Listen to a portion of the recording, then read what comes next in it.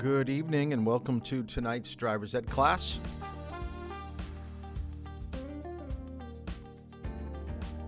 I can always tell who's going to be my first couple signing in. Good job. So we're going to wait just a few minutes. So of all the different topics that we cover, this topic tonight and tomorrow night will probably be the longest because it's really quite complicated, and we've got to make sure that we hit everything up correctly. A lot of information. So tonight we'll be talking about the physical and psychological aspect of drinking and how it affects driving. And then tomorrow, as I mentioned, we'll get into what happens to those that violate the laws concerning drinking and driving, or drugging and driving. So we've got 7 people. We almost have everybody here. Oh, I know. Our UNH student is not going to be tuning in tonight. She did tell me that, so that's why I don't see her name up there. So other than that, Colette, if you want 2 o'clock tomorrow, give me a text and let me know that still works for you. I believe that's the only time that I have open for tomorrow. Let me just take a peek here. And then Friday and Saturday is pretty much open.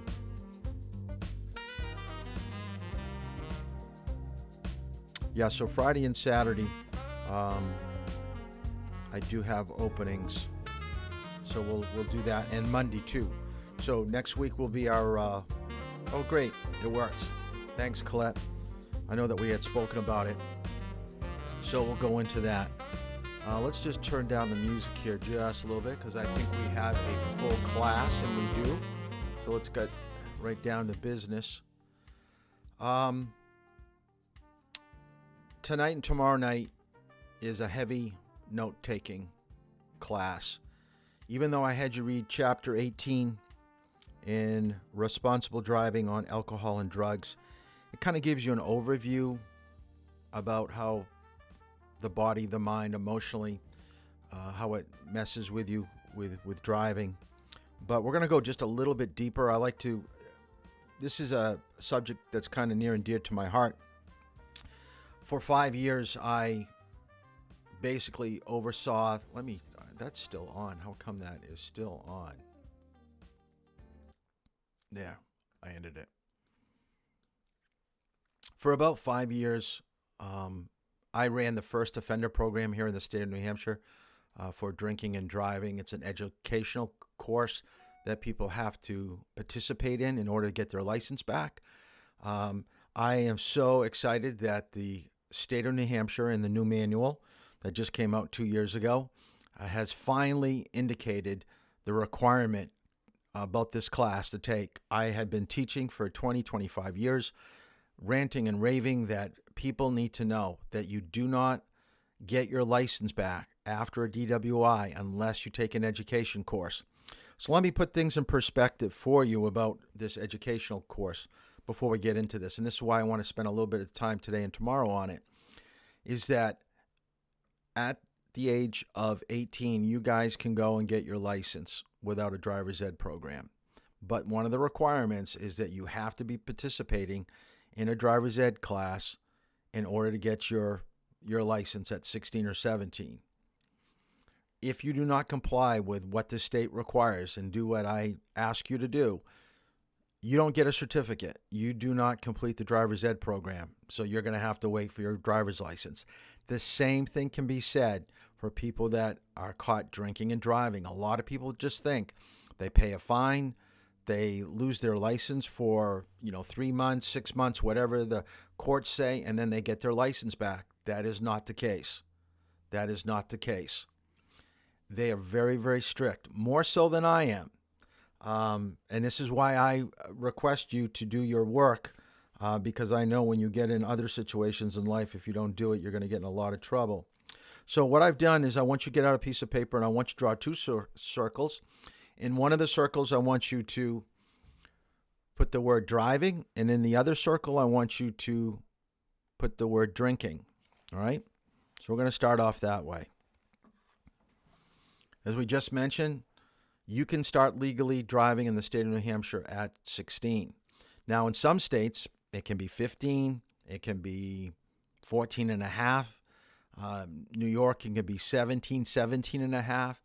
But whatever it is, okay, the law states that if you are a resident of that state, this is what takes place. Now, let's talk about drinking. This is across the board.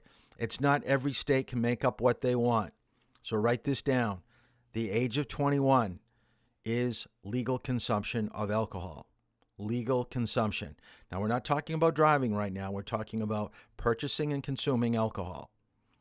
If you take a look at these two circles, so let's make it very specific. New Hampshire is 16 for driving, 21 for drinking. Now, if my math serves me right, that is a 5-year period that those two circles should never touch. There should never be a situation when there's alcohol in your system with you behind the wheel of a car. 5 years is a long time. And if the studies bear out, and they usually do year after year. Now there's only, let me take a look up here. We've got 8 people that are viewing tonight's class. We've got one that's a college student that's not here. If we had a survey where you don't have to put your name on it, you just write down on a piece of paper, yes, no. If I was to ask the question, have you ever consumed alcohol? I would bet out of the 8 of you, at least 4, if not 5, will be honest and say that you've consumed alcohol. Now, I'm not going to pass judgment. It could be with a parent. It could be at church. It could be a number of different places. So we're not going to get into that debate. But usually around your 15, 16 years of age, studies have found that most people will be introduced to alcohol. And what we find is some people, and what I want you to do now, I want you to write down the word why, and then I want you to write down the word why not. All right? So on one side of a column, I want you to write the word why. On the other side, why not? Because with everything that you do in life, getting a license, getting a job, going to a school, you make decisions. So what we're going to focus on tonight is what makes people want to consume alcohol. What makes people think that they can drink alcohol or do drugs and get behind the wheel of a car. Because we have free will, and even if we take the age away, let's say someone's 25, okay? Why would they be drinking on this particular occasion? And how much are they going to drink? What determines what they do? How much? Because what we'll find is drinking a little is a lot different than drinking a lot. Now remember, in every single state, legal consumption is 21. Now, can you consume alcohol and still get behind the wheel of a car? It is legal. It is legal, but only to a certain level. Once you hit that level, and we're going to talk about what is the level that you need to be under. Now, remember, you could still be under that level and still not be the best driver, but it will be hard to prosecute you and to get a conviction for that drinking and driving arrest. All right? But we'll deal more about penalties tomorrow. But I want to show you this. So what I want you to do while you're watching this video, I want you to write down 3 reasons why you think people consume alcohol. All right, so give me 3 reasons why you think people. You don't have to make it personal. Then give me 3 reasons why you think people don't consume alcohol, all right? And I want you to put this up in the comments for YouTube. So I want to see the comments up here, all right? So 3 reasons why people drink, 3 reasons why people don't. And let's take a look at this first clip. Have a shot. Here, drink some of this. Have a shot. The first time you do it, you put yourself at risk because it takes a toll. I drink to experiment and also to relieve stress. There's always a reason to do it. I'm stressed. I don't like my parents. Everyone that goes to public school does monkey see, monkey do. You just want to fit in and you just want to try that out. Why is everybody else doing it? There must be something, great about it. I was 14 years old when I tried weed with my friends. She had done it before I did, and she showed me and she said it was okay to do it, and she liked it, and I tried it. It was just a new feeling that I needed to explore further. I started thinking if I only drank on the weekends, I wouldn't get addicted to drinking. But I don't think I'll get addicted or to any type of drug. In the beginning, I felt like I was controlling it, but after that, it got out of control. Like as I said before, I was high for 6 months. It was every day. I'd be back there in the alley smoking weed with everybody else. I drank so much that I started throwing up my stomach lining. My health deteriorated. I've lost homes. I've never been able to hold a job. I've lived on the streets. I ended up losing my scholarship in college. Everything I wanted to be just went down the drain. I could justify using in order to enjoy myself and other things. Just felt like I was dying. They opened the door for us and she was dead on the bed with a needle in her arm. Gave a shot of adrenaline to his heart, it flatlined it, and killed him right there. But when it's all over, only person that's paying the price is you.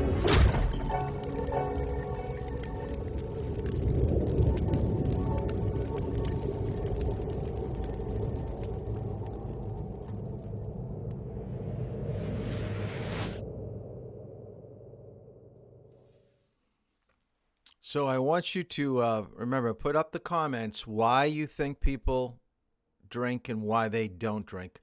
I want to see what people actually come up with for reasons. All right. So I want to see, last night wasn't much for group participation. So every once in a while we'll have a class like this. It gives me a chance to see what people are thinking, what the thought process is. This is the one class that I really wish that we were all together. It really just kind of helps the dynamics. And the other thing that I don't get a chance to do is I have what they call drunk goggles. And this is where I would actually put you in the back of the classroom and would set up obstacles like chairs and desk. And you would weave your way in and out so you could get a feel of how your body doesn't react to what you see. And you actually do look like you're intoxicated. It's not a real true representation when you look through the glasses of what it would look like if you were had consumed too much alcohol, but it's a pretty fun activity that I wish that we could actually do. Now, I don't see anybody responding to anything, so hopefully that people can actually hear what's going on. So make sure that you write down your reasons why, 3 reasons why, 3 reasons why not. Let me kind of get into what alcohol is. If you took Q's health class, this is going to be somewhat of a review. So what I want you to realize that alcohol is classified under the drug category of a depressant. It slows down or sedates the brain, the central nervous system, and you cannot control your bodily functions as well. It is also classified as a food. We can purchase it at a package store, at a grocery store. Hard liquor is a little bit more difficult to obtain. You can't get that at a regular supermarket. You have to go to the liquor store. It's kind of ironic, isn't it, that the state of New Hampshire is telling you not to drink and drive, but where do they put all the liquor stores? Right off the highway. That seems to be, not the way it should be. So as a food, it does have calories, but it doesn't have anything, no nutrients, vitamins, proteins, minerals, anything that's necessary for growth and maintenance of your body. So what we call that is empty calories. So people don't actually consume alcohol for nutrition. You know how people go on a, low carb diet, all protein, a keto. So we know that there are certain foods that we try to eliminate, or add foods that we think that there's a beneficial byproduct to those foods for our nutrition. Alcohol would not be classified as anything. And when someone has an alcoholic problem, what we find is they're getting those empty calories. And if we were to take a look at them, besides their complexion and what they look like, you've probably heard the term, the guy looks like he's got a beer belly. So you're getting all the calories, but nothing that's going to help you maintain a healthy body. So let's just take a look when you introduce alcohol into your body. The first thing that you have to realize is that the moment you take a sip of alcohol and it enters your mouth, some of it's being absorbed right there. I don't know how many of you will admit, but have you ever been around somebody, maybe in the summertime, and they've had alcohol, and you get within 2 or 3 feet and you can smell it on their breath?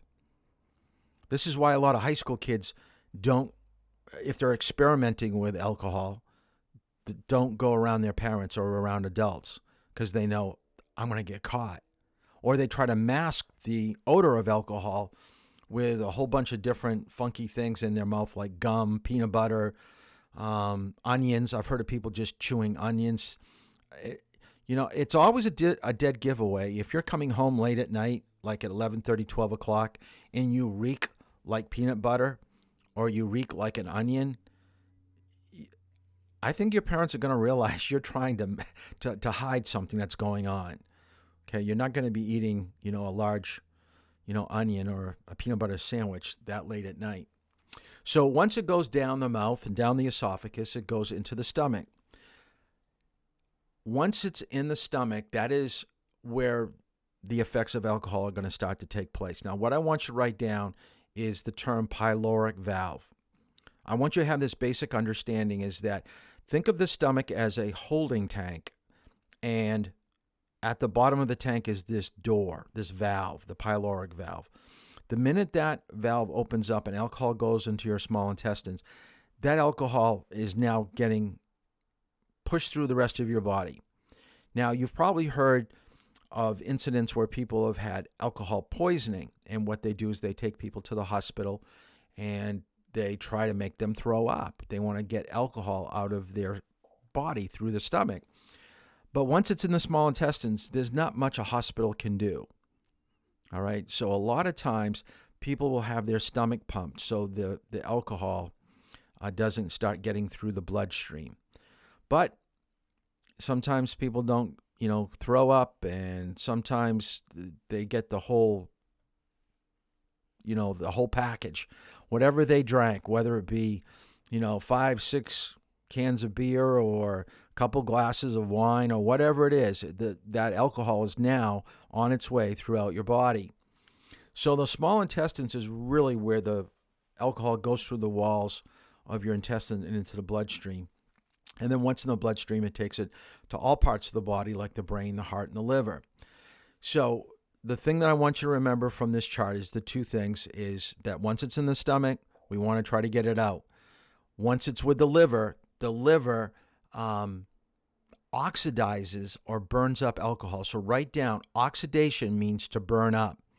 So the liver, if you want to put in your notes, is the most vital organ that you have with controlling the effects of alcohol. It's the purifier. If your body does not have a liver, it doesn't oxidize the alcohol properly. You probably wouldn't be able to function. You can't function without a liver. This is why when alcoholics drink a lot, they slowly get what they call cirrhosis of the liver, which, let's just say the liver, a healthy liver, is 100% functional. So as you drink alcohol over the years, let's say you lose 20%, then 30%, then 40%. So the functioning of your liver will decrease with chronic alcohol use. This is why it's so important to understand that you may think that alcohol is a one night type of thing where you get drunk, next morning you have a hangover, you feel kind of awful, but then you recover. That's true on a healthy body. But if you have so many of these nights continuous, month after month, year after year, you just destroy all your organs in your body. And the last organ that we got listed here is the brain. And what I want you to write down in your notes is the brain will be affected by alcohol about 20 to 40 minutes after you drink. Now, why I want you to remember this is that a lot of people, and I'm going to get out of here for a second because I have a glass of water. So I have a glass of water, okay? It's a good-sized glass of water. So if this was a glass of wine, this would probably be equivalent to 2, maybe slightly more than 2 glasses of wine.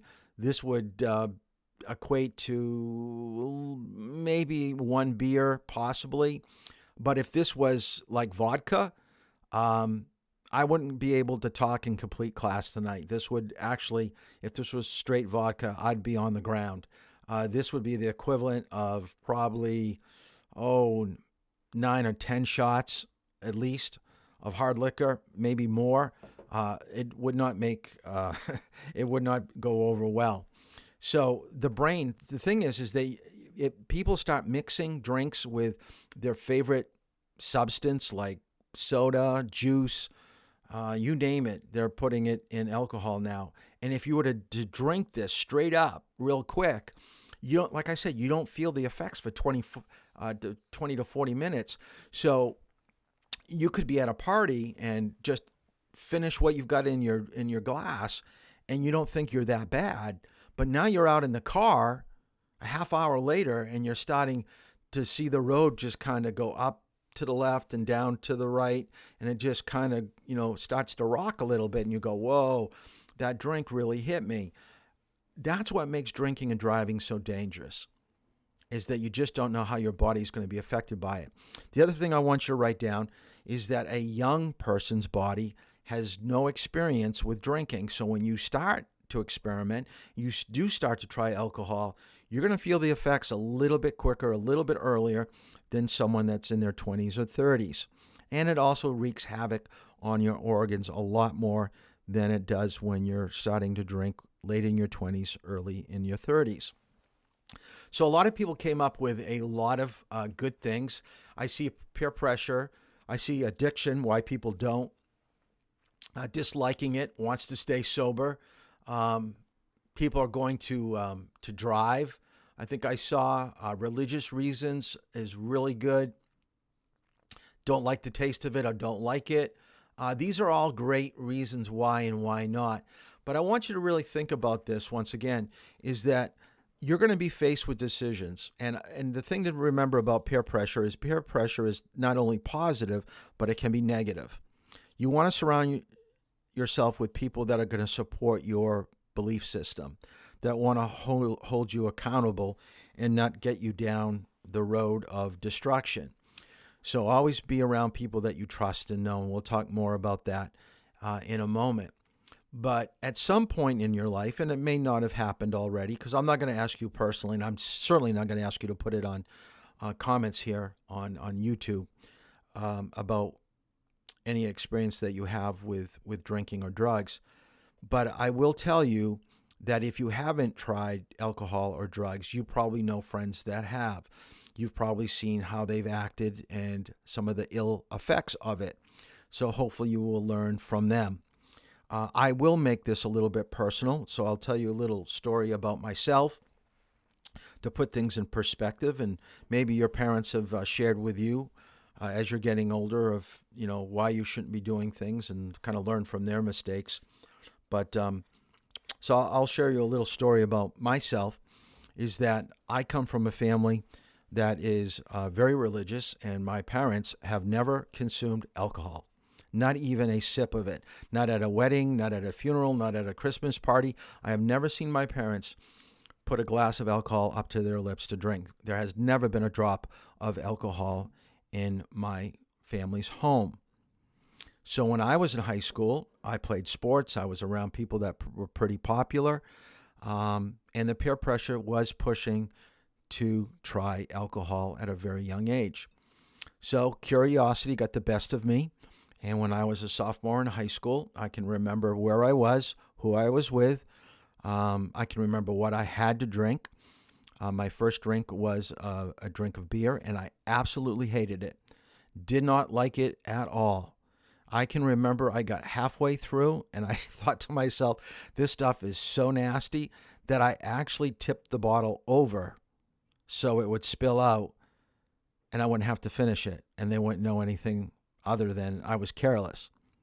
Now, I was with my best friend at the time. He's the one, he had an older brother. He had an older brother that got us the alcohol, and he liked it. He liked it. So here I am. I've been teaching driver's ed for 35 years now. And like I said, I basically for 5 years did the DWI program for the state of New Hampshire, the educational component. My life has taken me to where I'm trying to push the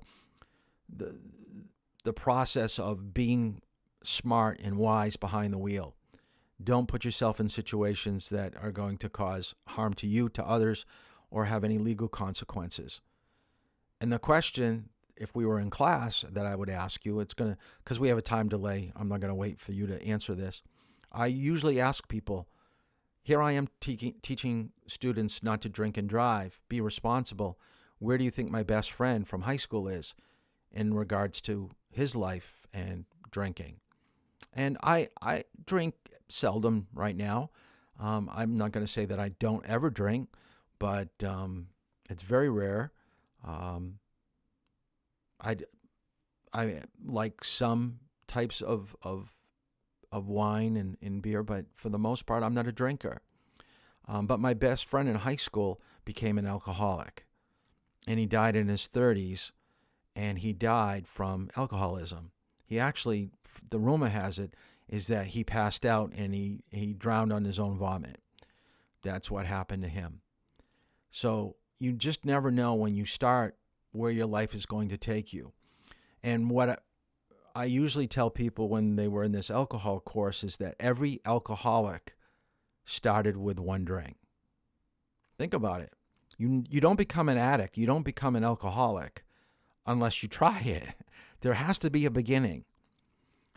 And I think this is a good, I'll get back on to me here for a second. I want you to write down, there are 4 categories of people when it comes to alcohol and drugs. So write this down. Okay, 4 categories. 1 is the non-user, like my parents. Never drank, never used.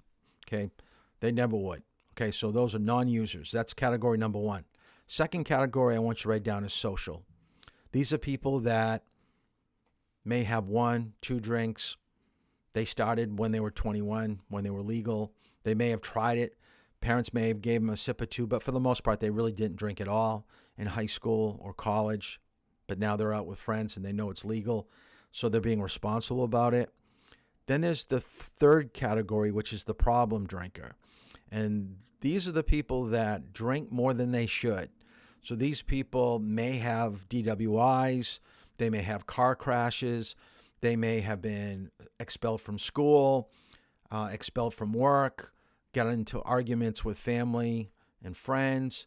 The best way to explain a problem drinker or a problem drug user is that when you drink or do drugs, if it causes problems in your life, you're a problem drinker or drug user. If it doesn't, then you're a social user. And then, of course, on the very end of the spectrum, after a problem drinker is your alcoholic addict. And the only difference between the social problem and alcoholic is time and frequency. So over a time period and how often that you do it, you are going up the spectrum. Okay, your life is taking you. And mark my words, you're going to know people. You're going to know people in your life that you can see this happening to. They could be friends and you know that they were always getting into trouble with alcohol or drugs, and then you lose contact with them 4 or 5 years later. You find out their life is in shambles, that they're basically addicted to alcohol or to drugs. But there is help, and we're going to talk about how to get help a little bit later, but let's kind of move along. Alcohol leaves your body through perspiration, urination, and oxidation. So, and basically what I want you to write down from this chart, the only thing that I want you to remember from this is it takes about 1 hour, one drink. So let's talk about one drink. So write this down. One drink would be 12 ounces of beer, 5 ounces of wine, 1 ounce of hard liquor, which is around, 40% alcohol or 80 proof. So when we say a serving, we're talking about a can of beer, a glass of wine, or a shot of some type of hard liquor around 80, 90 proof. And if you're at a party and you have consumed let's say four beers, it's going to probably take you about 4 hours to get that alcohol out of your system. This is the person that's smart. This is the social drinker that has planned out their evening. They're not going to get themselves into any trouble by drinking more than they should for the time period that they're out and at a party. As I said, alcohol will affect all parts of your body, mouth, esophagus, and I'm not going to go through all of this, but every single thing that's up here at some point with heavy use. So we're talking about the problem drinker and the alcoholic. They're going to find their system going through this. So let's talk a little bit about the serving and what it can do to you. Now, some of these stories are from people that are in recovery right now. So you're going to see these people are recovering alcoholics. And they're going to share with you some of the stories that they've gone through. And then we'll kind of pick apart a few of their statements that they made. And I'll let you know what I feel about it afterwards. Vodka, Tequila, scotch, beer, wine, rum, gin, whiskey, alcohol. Alcohol probably took 20 years of my life, and you can't get that back. Alcohol is a drug, which most people don't think it is, but it actually is. It's classed as a depressant, meaning it slows down vital functions in the body. Alcohol is made through the fermentation of fruits and grains. The process of fermentation is basically letting fruit sit and rot until it can produce a mind-altering effect when you drink it. There's different types of things you can drink that have different amounts of alcohol in them. Like a beer, if you just drink beer, that has 2 to 6% alcohol. Wine is about 8 to 20% alcohol. And then you got your hard liquors, which are like vodka or whiskey, which are about 40 to 50% alcohol. When someone drinks 2 or more drinks, it acts as a stimulant. When they drink more than that, it acts as a depressant. If you binge drink, what you're doing is you're just drinking repeatedly over and over large amounts and large quantities of alcohol. If you put that much alcohol in your system at one time, you can get alcohol poisoning, which could lead you to go into a coma or even kill you. 12 years old, I was in the 7th grade. When I was in 8th grade, I think I was 13 years old. It became very regular at 14 years of age. 15 years old when I first started drinking. 17 years old, starting going out to parties, doing things like that. At first, drinking was a sociable thing, I drank with my friends. Thought I was really cool going out with all the older guys, and I'd try to show off in front of them and drink myself stupid. I just go out and party all night. By the time I was probably 15 is where I started drinking at school. Putting it in a water bottle, I would take vodka or gin, something clear that looked like water, and I would just drink in class and pop mints in my mouth. We'd go in, break into his parents' liquor cabinet, fill up our super big gulps full of ice and Everclear, and then stop by 7-Eleven and fill the rest of it up with Coke, and then make it to first period. I was drinking not just at parties and stuff, but after classes and after work and even at work. I waited tables, so it was very easy access to alcohol. It was just hard to say no. It was so readily available, and it was constantly there. My drug problem wasn't something that happened immediately. It happened so slowly that I missed the fact that I was addicted to it. It became routine, a way of life. The only type of people I would hang out with were people who were using drugs or drinking alcohol. And it got to the point where that's all I cared about. It became far more than just a partying thing. It was a necessity.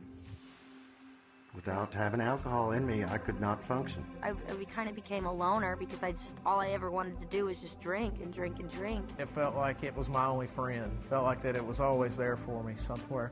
You know, when things were going bad, I could always have a few drinks. Well, for me, it was never a few drinks. It was always a lot of drinks. I was consuming about 30 beers a day, a whole case of beer, and 3/4 of a gallon of light rum. I would essentially have that and black out every night. I could do nothing but drink 24/7, drink, pass out, drink, pass out. I literally started drinking so much that I would shake if I didn't have a drink. When I would not drink, I'd get extremely sick.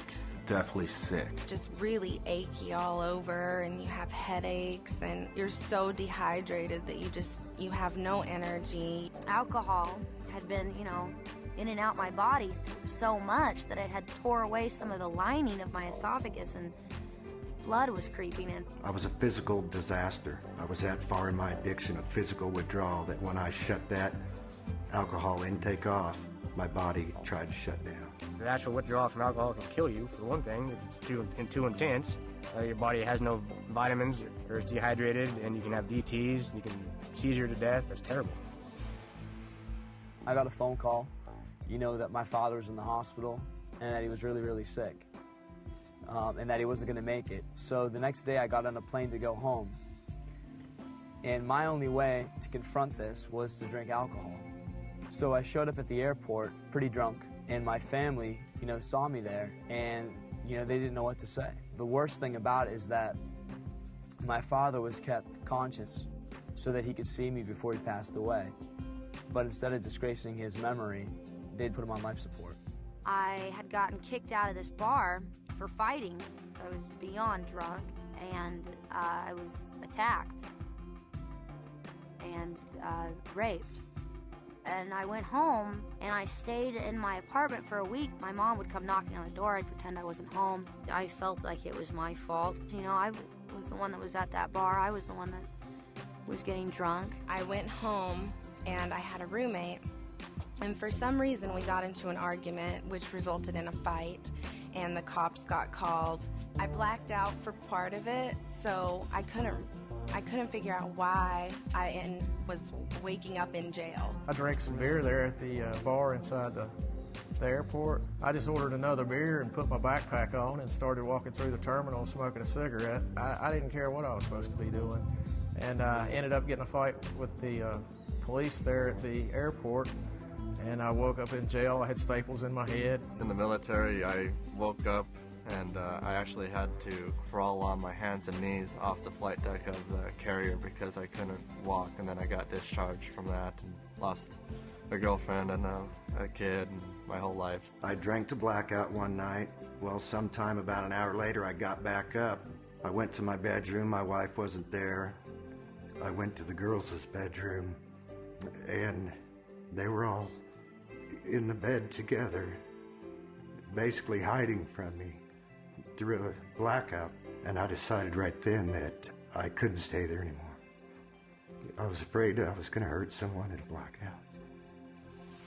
I haven't had a drink in 3 years, yet I'm reminded daily of my alcohol abuse because of the long-term effects. I have horrible short-term memory, and it makes everyday life very difficult for me. Just remembering names, remembering how to do things. As a result of alcohol, I had high blood pressure, and I still have it. It destroys your internal organs, and it can destroy your brain functions, your handwriting, small motor skills. It's definitely a poison. I have liver pains, bone and muscle aches that just used to not be there, and it's not from age. I'm not that old. I should be in my prime right now, and I've probably aged myself 20 years through alcohol abuse. Alcohol is slow to kill, but it's the most hideous form of death. If I had known how sneaky and dangerous and insidious alcohol is, if somebody had kind of told me, and if I had known that it's not this symbol for a good time, I think that would have made a difference. It's not like some of the other drugs that instantly after your first time you're hooked and you're addicted to it. A lot of times, most of my friends didn't even like the taste of beer when they first started drinking. It started out as something that was fun, something we did on weekends. How it progressed to an everyday, all-day thing is beyond me. I have no answer to that. I do not understand how that happened. but it did. It's nothing but misery. The last 12, 13 years of my life, I've spent probably over $500,000, and over 4 or 5 years of that has been institutionalized, whether it be in a alcohol treatment rehab facility or, incarcerated. Well, alcohol is just as bad, if not worse, than heroin or barbiturates or anything else. I don't know, if 60% of people go out to drink and get drunk, chances are that they're going to lead to something else and they're going to end up on a downward spiral. I may not be very old, but I have definitely seen some hellish things from alcohol. To be honest, I didn't think someone could get to the point that I was at my age. I thought that took years and years, but no, downward spiral. It might seem fun at the beginning, but after you get stuck in that lifestyle for years, you realize how not fun it is. It's terrifying.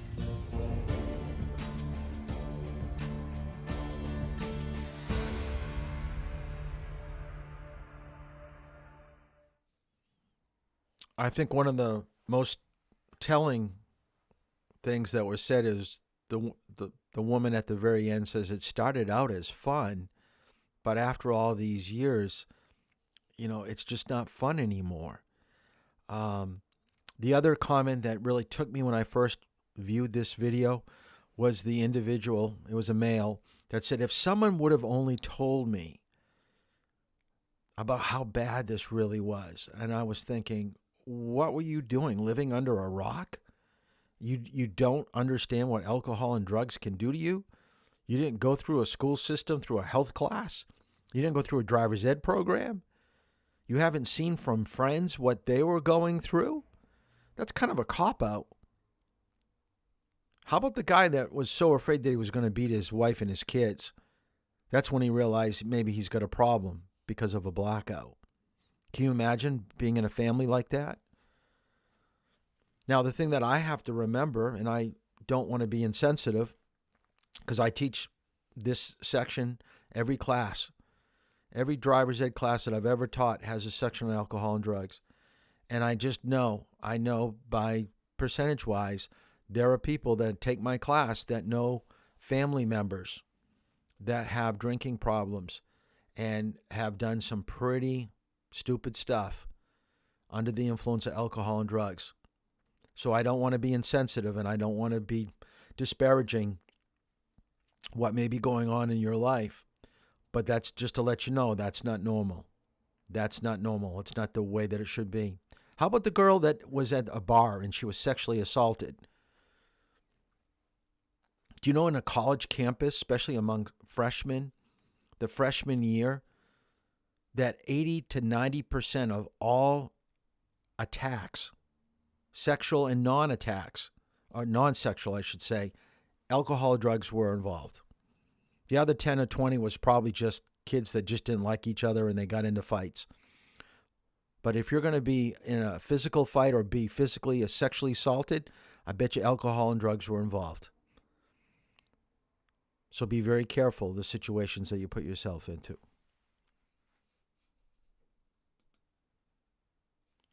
So what I want you to do right now, and this is a lot of note-taking, and I don't want you to write down everything that's down on the screen. What I want you to do is to have a basic understanding after tonight is that when you consume alcohol, mentally and physically, your body will change. There's no way you should leave tonight's class thinking that drinking alcohol, I'm going to be the same driver as I was before I started drinking. That's just not true. And I'm going to prove to you how that changes and what happens in the body. So I want you to write down BAC, blood alcohol concentration. And what we call this is the stages of influence. So what we have done is we've taken a medical study and they've put people through different stages of alcohol consumption and measured their blood. So we know this to be factual for everybody. Now, when I give you a BAC, let me just go to the next slide. So when you see a slide like this that says 0.01, 0.05, why is there a range? Why don't we just put 0.5? Because of gender, because of body weight, because of experience with alcohol, everybody is going to be a little bit different on how their body responds, meaning mentally and physically. But the number stays the same. You could be an alcoholic with a BAC of a 0.05. That could be your first drink in the morning. And you could be a non-drinker and taking your first drink and your BAC was going to be a 0.05. But the way you react will be totally different than a way an alcoholic reacts. So all I want you to put down is 0.01, 0.05 means sobriety, which means legally in every state, 1 drink, and for some people, 2 drinks, will not put you above this limit. Usually it's 2 drinks, could be even 3 for a real heavy guy. So when parents go out to drink, or not to drink, to eat a dinner and have 1 or 2 drinks, maybe 3, getting behind the wheel of the car over a 2-hour dinner or something, they're not going to be dangerous behind the wheel of the car. So the only way that we know that they've had alcohol is that if we were to test their blood. But to watch them talk and walk and interact with people, they would look perfectly normal, perfectly normal. But the next slide, a better word for euphoria, because most of you probably don't know what euphoria means. It means a buzz. And you've probably heard that term, that, he drank and he got a little buzzed by it. So a 0.03 to 0.12. Now notice, in New Hampshire, in every state, 0.08 is illegal to be at in order to drive. So here we have people on the high end, and they're behind the wheel of the car. So 0.08, 0.09, all the way up to 0.12 is still considered just euphoria, just the beginning stages of your body being affected. So mild euphoria, sociability, talkativeness, increased self-confidence, decreased inhibitions. These are people that are starting to act a little silly. These are the clowns at the party that are jumping up on the table and, they're just acting a little bit different. You can just tell. Whoop. The next category is excitement. Everybody is above the legal limit at this point, 0.09 to 0.25. So you're almost 3 times the legal level of intoxication. Decreased inhibitions, loss of critical judgment, impaired memory, decreased sensory responses, and muscular incoordination. Now, I don't want you to do this right now because I want you to, stay with me for the rest of the class. But once class is over, if you want to do your own experiment, find a room that has no chairs or anything around and you've got a good area. Spin yourself around as fast as you can go for about 10 revolutions and then try to walk a straight line. I will guarantee you cannot go heel to toe in a straight line by going around 10 times really fast. This is what you would look like. At a 0.09, 0.25, the way you're walking, the way you're acting, this is you.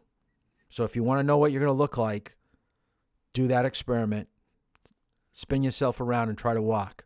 That's what people would be looking at you as you walk down a hall at a party. Now it's getting a little bit dangerous. Now we're into confusion. Okay, that's serious. When you're confused, now you know you're going to make a mistake doing something. So you're disorientated. Exaggerated emotional states, that means that you're crying for no apparent reason. You could be yelling for the littlest thing, like someone turned the lights off and you just go ballistic. You don't have a good sense of perception, meaning that you go to take a step and you don't even step on the step. You put a glass down and you miss the table. Decreased sense of pain. So college kids will fall downstairs or out windows and not even realize how injured they really are until the next morning. And like I said, that staggered gait, being spun around, you're going to look the same way. So this is 0.18 to 0.30. Now, the next category that I want you to write down is stupor. This is probably the most important category that I want you to be aware of. 0.27 to 0.40 is general inertia approaching paralysis.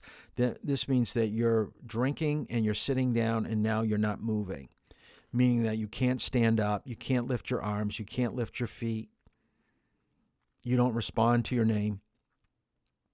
and there's a good chance you've peed your pants, messed your pants, and you've probably vomited all over yourself. How many of you have seen, I'm trying to think of the movie with Bradley Cooper and Lady Gaga. What's the name of that movie? Well, anyways, if you watch that movie, at the very end of the movie, he was an alcoholic. Can you remember the part where he went up on stage because she won an award? Can you remember then he just peed himself right on stage on, probably the highlight of her career, getting an award? This is this state. He was a raging alcoholic. So this is what I want you to write down. Why is this? A Star is Born. Yeah, I think, Jake, thank you. I knew you would come up with it, my film critic. Thank you. I want you to write down 911. Write down 911. The most important thing is that if you find anybody in this state, that they should seek medical help. But Mr. Toll, I'm going to get in trouble. I'm at a party. Your friend is vomiting all over themselves. They can't stand up. They may die.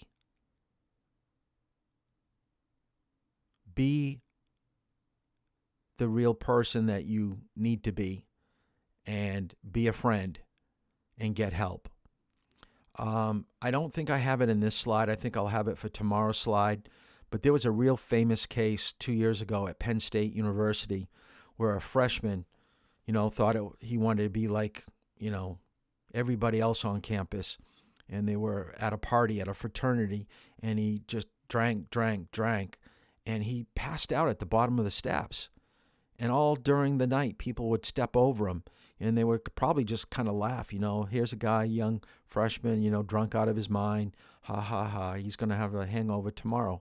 Well, guess what? He was at this stage. He needed medical help. No one gave him help. And he died. He died in that fraternity. And his parents were so upset. They sued the university. They sued every single member of that fraternity. Remember, if you're having a party and you're providing alcohol to people and they're getting into their state, you are liable for what is happening at your party. Yeah, but they've got their own free will. They can drink and do what they want. Not necessarily. It's going to go to court. You just don't know how it's going to play out. So you got to be smart about that. And part of your homework, you can write this down, I'll mention it again, is part of your homework tonight is to go online, and I want you to find some articles. I always like including things that are current about alcohol use and driving. So part of your homework is to find a article about someone's BAC level that is extremely high. And did they have a crash, and was there any injuries or death in the crash? So let me go through the next two slides because, if you don't get medical help, you're going to probably go into a coma. Only less than 15% of the drinking population can actually drink at this stage and still live. And then, of course, after coma comes death, because you're slowly drinking yourself to death. That's why, as I said at the beginning of tonight's class, they pump a stomach.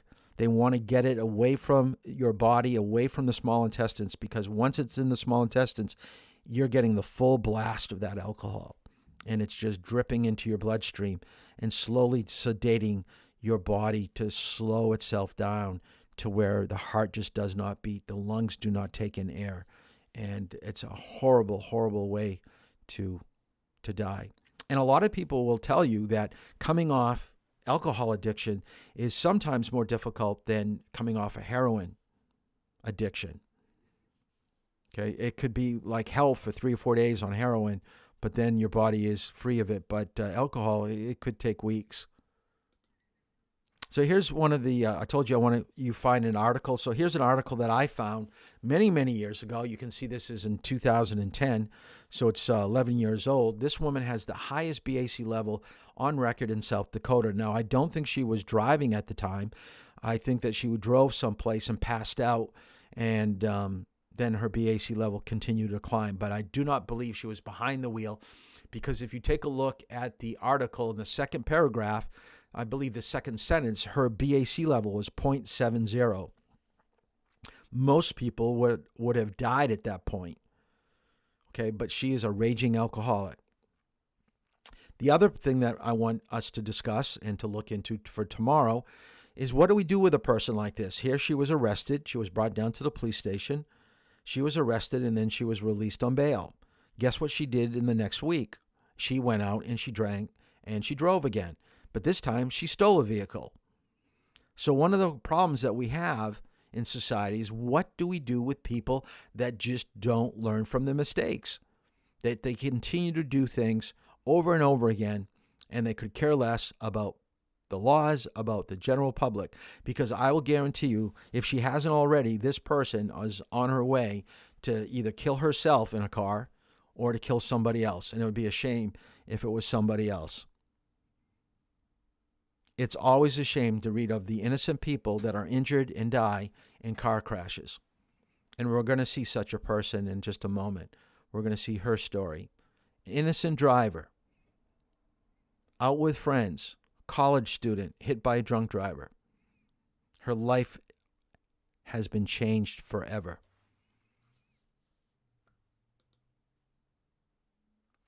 Just to show you how bad some of these stories can be, and just to show you that it's a real story, this was taken from USA Today.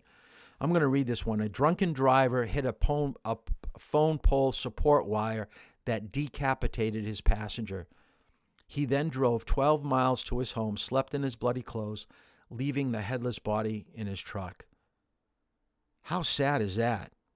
That you're so drunk that you don't even realize the person that's sitting next to you has lost his head because you went off the edge of the road and sliced his head off on one of those support wires? How bad? How bad can you be drinking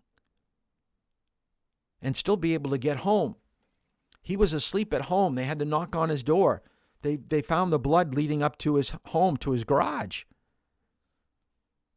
Now, I wish that I knew the rest of the story, because he's been charged with vehicular homicide. Guaranteed he's doing prison time. The question I have is how much? So part of tomorrow is that we have laws, but are they tough enough? Are they strict enough? Will they actually change people's behavior? And that's what we've got to take a look at. What can we do? Because you are, the young people, I'm approaching 60. My days are limited. You still got 40, 50, 60 years ahead of you. So your age group is making the laws, the rules. And by the way, they change constantly. I've been 20 years out of working for the state of New Hampshire, and I know the alcohol laws are much different than when I was there. So we got to keep up on these things. But there is help. I don't want to make it seem, where once you start drinking or doing drugs, that your life's going to go down the toilet and there's no hope or help for you. There is. I want you to write down private counselors, which are called alcohol and drug counselors. They can help you out. I know schools have them. I know Oyster River has them.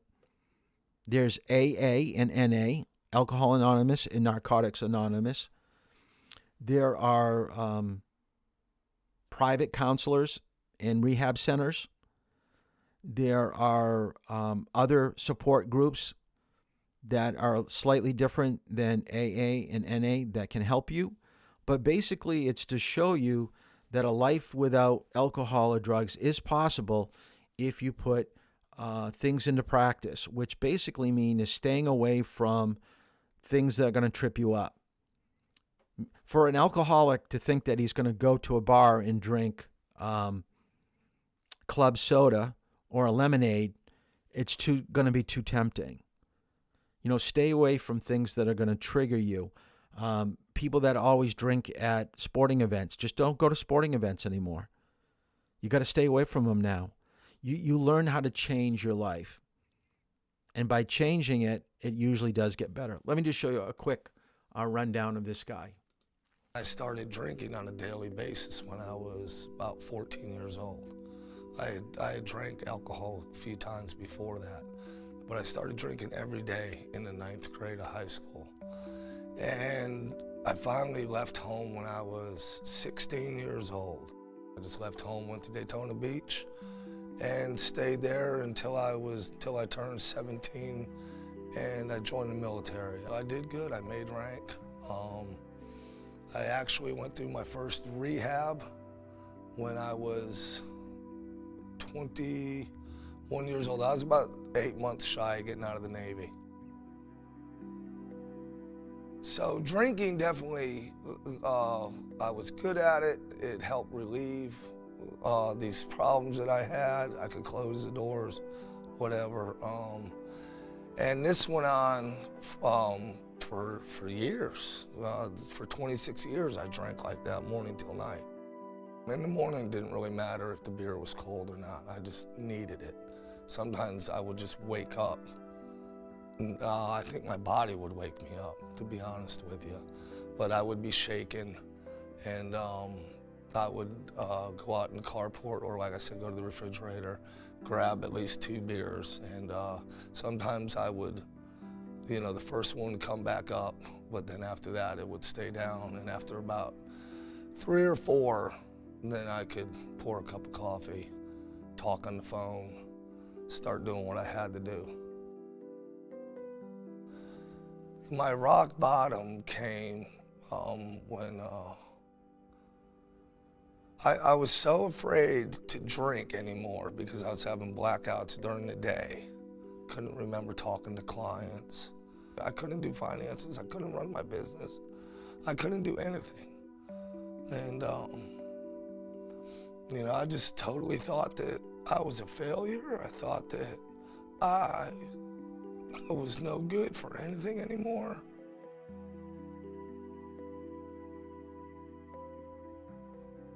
I just knew if I didn't get help, it was over.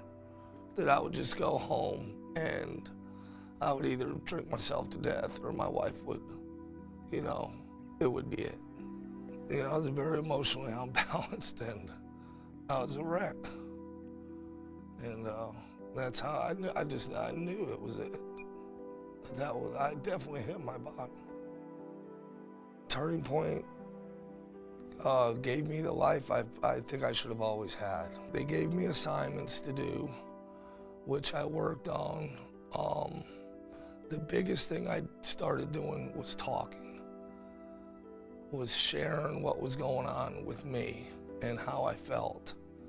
But between the assignments I was given, starting to pray, opening it up, being honest about what was going on with me, I started to see a little something there. So you can see that he hit rock bottom.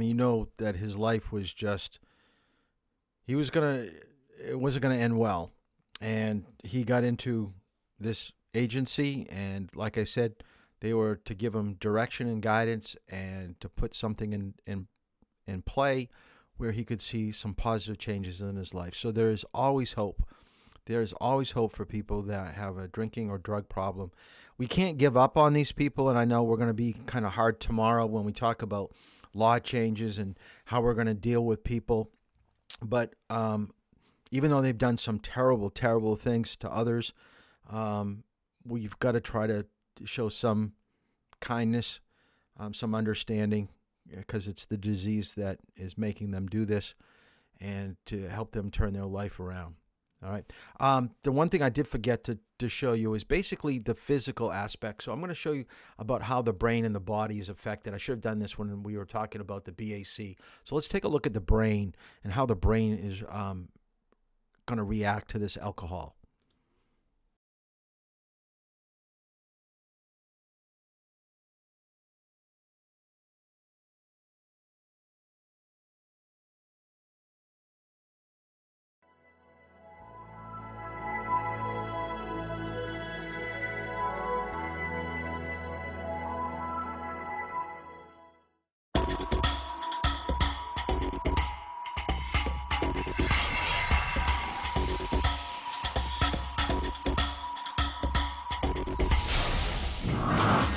It may be legal, but it is still a drug.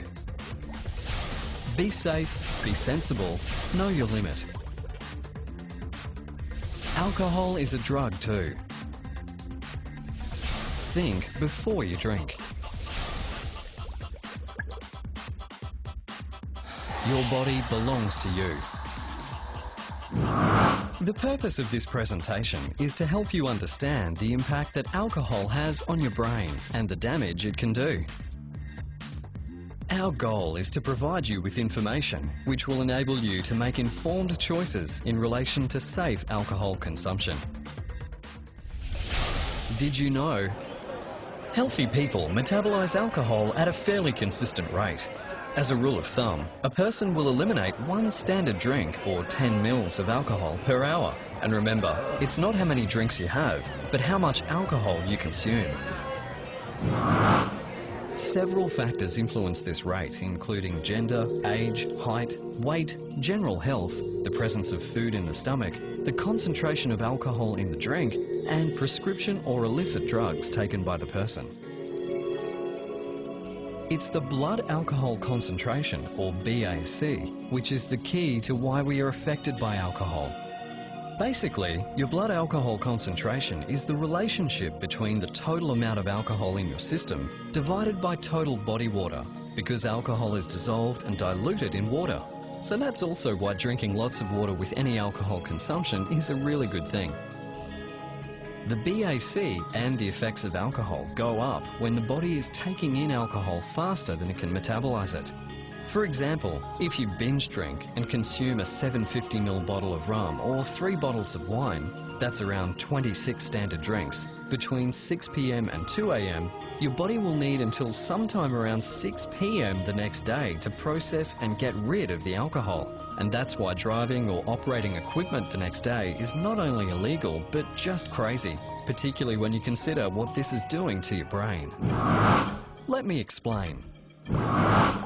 Alcohol enters the body and ends up in the stomach, at which point about 20% is absorbed immediately, and the other 80% is absorbed in the small intestine. The heart then pumps the absorbed alcohol to every part of the body, including the central nervous system, which consists of the brain and spinal cord, and it gets to the brain really fast. So that's why even after just 1 drink you can feel lightheaded or relaxed. Alcohol acts primarily on the nerve cells within the brain and interferes with communication between nerve cells and all other cells, slowing everything down. And that's why when we drink even a little, we experience the effects of alcohol on our emotions, judgment, balance, memory, speech, and anger levels, just to name a few. Did you know that your brain is still developing until you're around 20 to 25? So we need to be really careful because alcohol can do some irreversible damage to various parts of our brains. For example, drinking affects the cerebral cortex, which controls our senses, and inhibitory centers, which is why when you drink, you become more talkative, more self-confident, and less socially inhibited. It also controls our thought processes, so alcohol affects our ability to make good judgment or think clearly. The brain's frontal lobes are important for planning, forming ideas, making decisions, and using self-control. So when alcohol affects the frontal lobes of the brain, you may find it hard to control emotions and urges, and you may act without thinking, and even sometimes become violent or act completely out of character. Does this sound familiar? The cerebellum is important for coordination, thinking, and being aware. So again, you may have trouble with these skills when alcohol affects the cerebellum. That's why people affected by alcohol sometimes can't walk properly or lose their balance and fall. The hippocampus is the part of the brain where memories are made. So when alcohol reaches the hippocampus, you may have trouble remembering something you just heard, or even worse, have a blackout and not be able to remember what you did last night. If alcohol damages the hippocampus, you may find it hard to learn or remember things in the future. The hypothalamus is a small part of the brain that does an amazing number of the body's housekeeping chores. After a person drinks alcohol, blood pressure, hunger, thirst, and the urge to urinate increases, while body temperature and heart rate decreases. And finally, the medulla controls the body's automatic actions, such as your heartbeat. It also keeps the body at the right temperature. Because alcohol chills the body, drinking a lot of alcohol outdoors in cold weather can cause a person's body temperature to fall below normal. This dangerous condition is called hypothermia. Your body belongs to you. Get the facts.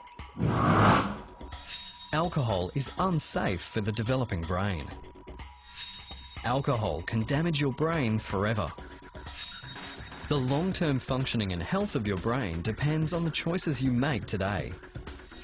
Your responsible attitude toward alcohol can have a positive influence on your friends and family. Your body belongs to you. Take care of it. It's the only one you have.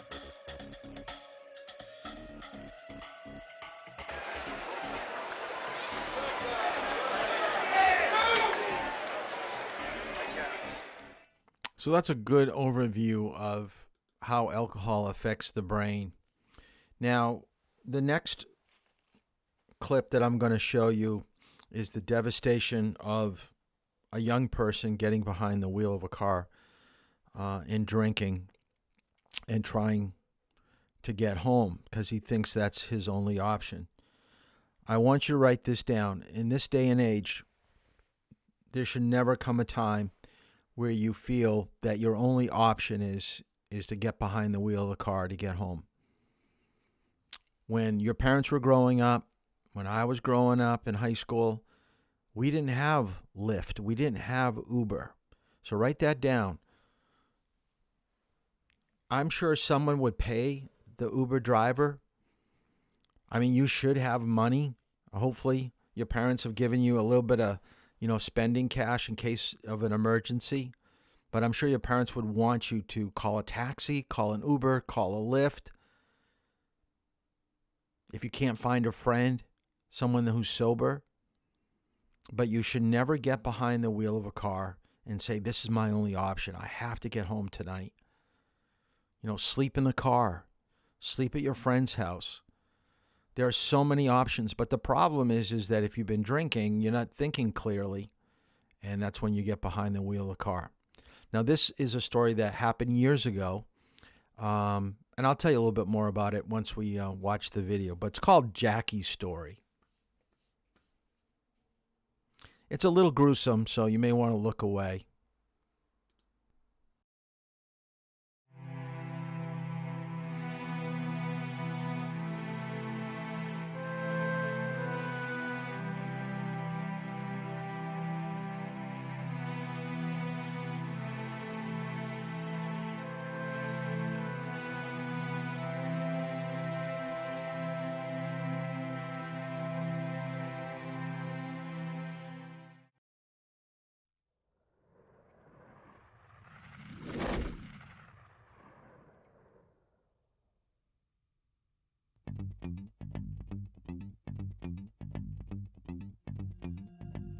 Some roads take us home. Some roads take us places we've never been. Some roads and some choices take us places we would never want to go. One September night in 1999, a high school senior named Reggie Steffi took this 4-lane road to get home. In high school, I was the all-American guy. Worked hard and had some hopes and dreams to keep going on the college level. But my senior year, after the 3rd football game of the season, I was out at a party one night. I had a few beers. I was not falling down drunk and weaving all over the place. But it was more than enough to impair me. It was enough to cause Reggie to cross head-on into an oncoming lane of traffic. His SUV struck a car with 5 people inside. 2 people in the car died instantly. 2 suffered broken bones, and another person was trapped inside when the car caught fire.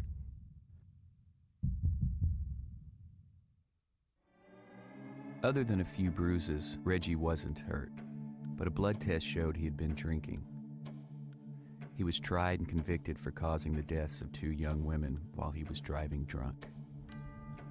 I'm 23 years old now, and I've been in prison for 3.5 years. There were a lot of life lessons that you learn, and in prison you tend to learn them a little bit quicker. just valuing freedom.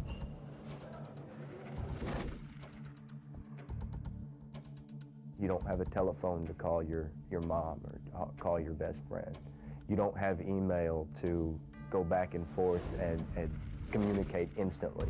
When you don't have those things, you realize how important a lot of things are to your life and how much you take them for granted. And when they're gone, they're gone. Jacqueline Saborito lost a lot that September night, too.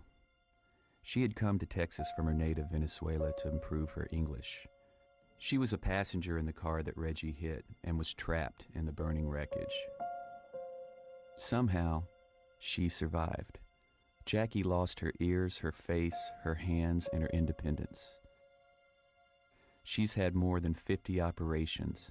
There are many more to come.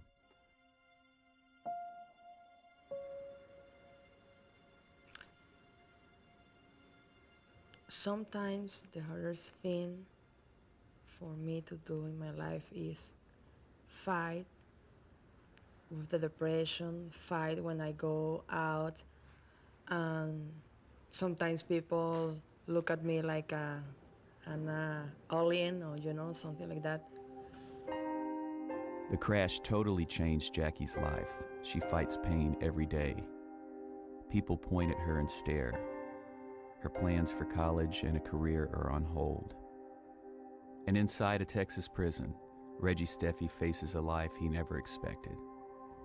I hear a lot from my friends and what they're doing and where they've been and what's happening to them at college, and part of me misses that, misses what they're doing. My best friend just got married a few weeks ago, and seeing the pictures and seeing him and his bride and seeing everything that's changing and everybody else moving forward, and here I'm just kind of spinning my wheels in the same place, doing the same things every day, and everybody else is moving forward. It's a hard thing to deal with sometimes. You see everybody and everything changing around you, and there's really nothing you can do to stop it or to move along with them. My second life, I could say, is completely different, completely. Of the 24 hours of the day, probably, I can say 1 or 2 hours. I'm pretty sad about my appearance, because I can say in those 2 hours, things that I couldn't do it with my hands, or when I get so warm inside my body because I can't sweat, or when I see on the mirror, I get so sad. I can't change it. I can't make it go away. And it's not something that I want to forget about. It's not something that I will ever forget about. Some people would want to and some people would try, but it's something that I live with every day. If you think ahead to what you're going to be doing, you can make the right decision. But once you've been out there drinking and partying, it does impair your judgment, and you may think differently, and you may think you're all right when you're really not, like I did. Looking back on September 19th, 1999, there are a number of things that I could have done to prevent this. The easiest is to not drink. Had I planned ahead and had someone sober with me, I wouldn't be in this situation. I could have called a cab and forked over $30 for a cab ride home and not been in this situation. I could have called my mom or my uncle and woke them up at 4 o'clock in the morning, and I wouldn't have been in this situation. 2 people would be alive, and Jacqueline would be about her life. And the easiest way to prevent that is decide who's driving tonight before you go to the party. Reggie Steffi has been turned down for parole. He is scheduled to be released from prison in 2008 after spending 2,555 days behind bars. Jackie will spend the rest of her life recovering from injuries. She continues to speak out against the dangers of drinking and driving.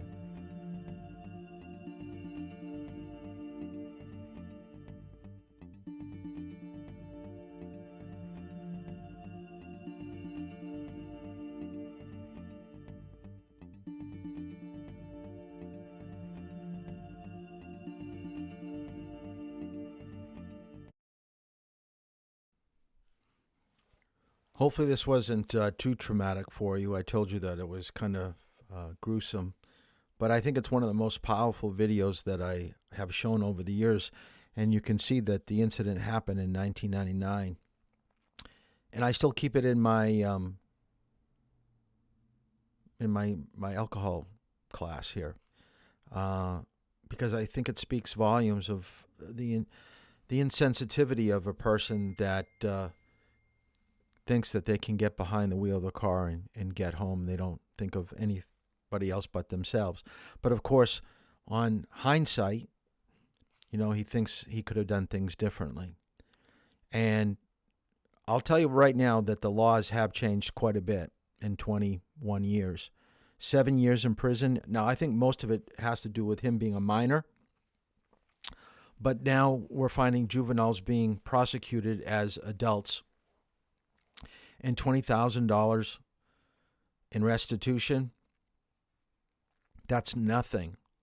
That's nothing. I think the biggest thing that I took away from this, besides the horrific crash and what her body is subject to, and by the way, I had a student probably about 7-8 months ago, because I made a comment. I go, I wonder what her life is like now. I go, one of the things I should do is I should probably try to go online and try to find out whatever happened to her and how she's doing. And I had a student that did that. They went online after class, and when we came for the next class, they told me that she had passed away. She had cancer, and she died in her 30s. So she didn't live too much longer than from when this was filmed. But the other thing that I want you to take away from this is that her medical bills were $5 million. Tuesday's class is going to be about car insurance.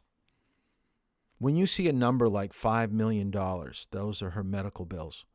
Doesn't it make you wonder, why is it her medical bills? Why isn't his medical bills? Why doesn't he pay? Well, I'm sure she's trying to get money from him, or did try to get money from him. But he was spending 7 years in jail. How much money do you think a person that is living in jail makes? Not very much, very little, just enough to buy things at the canteen, cigarettes and soft drinks and candy and books, but nothing substantial. But why does she still have to pay $5 million? Because it's her body. This is the thing that you have to understand. When you get behind the wheel of a car, even though you're not doing anything wrong and someone hits you, if that person doesn't have insurance or bad insurance, it's still your body. You still have to pay doctors to take care of you. This is why when we have the class on Tuesday, we're going to talk about what is adequate insurance. How much should I have? What is it going to do to me if I get hit by someone that doesn't have insurance or real bad insurance? What can I do? So we're going to talk more about that on Tuesday. But one of the things also that I want you to do for tonight is I want you to think about what should happen to someone that kills someone or injures somebody behind the wheel of a car. So go to the state manual and look at the laws in the section, I believe it's section it's near the beginning. It could be section 2. Section 2 or section 3. About alcohol. So transporting, in possession of an open container, getting convicted of first offense, drinking and driving, or second offense. I want you to change some of the laws. I want you to give me a one-page report on what would you do to people that are found with alcohol, and we'll include drugs, alcohol and drugs, in their car, in possession. What should we do to them? What are the penalties if you injure somebody, if you kill somebody, more than one person? So I want you to give me a one-page report on what to do with these people. I also want you to go online and I want you to find a story. This could help you with writing your paper. Find a story on the internet, drunk driving, but it has to have a BAC. All I want you to do is find a good story and you can send me the link. You don't have to, I just want you to change the laws. That's what you're writing, okay? if you haven't done Chapter 18 in responsible driving, so make sure to get those questions to me. But for the most part, for your homework, it's going to be finding that article where someone's injured or killed with a BAC level and changing the laws. Tomorrow, what we're going to do is we're going to take a look at some of the, let's see if I can, let me get out of here for a second.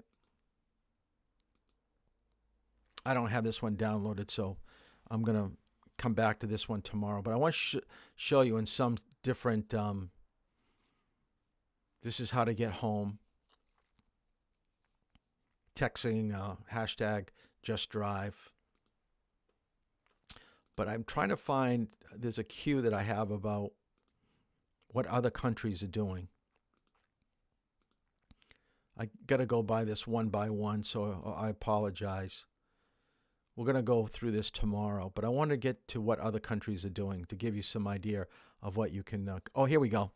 How do other countries handle drunk drivers? So you may kind of key on Australia. The names of the drivers are sent to the local newspaper, printed under the heading, "He's drunk and in jail." So kind of like public humiliation. Russia, revoked for life. Very difficult to get a license in Russia. Very difficult. But I've also heard that drinking is a real problem. Costa Rica, the police removed the plates from the vehicle. This is supposed to be Malaysia. The driver is jailed, but so isn't his wife. Can you imagine getting into the cell with your wife after you've been arrested? She will probably beat the crap out of you. France, 3-year loss of license, 1 year in jail, $1,000 fine. Turkey, drunk drivers are taken 20 miles from town by the police and forced to walk back under escort. England, 1 year suspension, $250 fine, and jail for 1 year. So New Hampshire's kind of like this, okay? Kind of like this. England and the United States are pretty close on this right now. And these could be changed too, because I've had this for over 10 years. Norway, 3 weeks in jail at hard labor, 1 year loss of license, second offense within 5 years, license revoked for life. Bulgaria, second conviction results in execution. Can you imagine that? You lose your life over it. So a lot of these countries are what we call dry countries, which means you're not supposed to have any alcohol at all. Finland and Sweden, automatic jail for 1 year at hard labor. South Africa, 10-year prison sentence, the equivalent of a $10,000 fine or both. Poland, jail and fine and forced to attend political lectures. That sounds pretty bad, depending, your political views. And some of my favorite, El Salvador, your first offense is your last, and that's execution by firing squad. Like I said, there's not much alcohol in the country, so you're doing moonshine or bringing it in illegally. And then Saudi Arabia, your first offense is your last. They bring you out to Chop Chop Square, and they behead you. So this is how some other countries. So like I said, every state is going to handle drunk driving a little bit different. So tomorrow we're going to touch on drugs and how that affects your body, like we did with alcohol. And then we're going to get into the penalties. And then if we have any time remaining to tomorrow's class, we will get into road rage a little bit. We'll talk a little bit about that.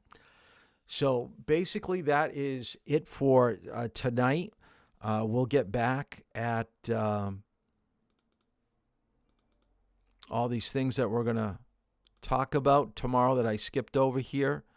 So these are all the slides for tomorrow. Got them already in. So if you have any questions, remember to sign up if you can for driving on Friday and Saturday. We are on the home stretch. So a week from tomorrow is our final. So let's end strong. Make sure you get your homework into me, especially missed assignments, because a lot of you do. And we'll see you tomorrow. So have a good night, and see those of you that are scheduled to drive tomorrow. Have a good night.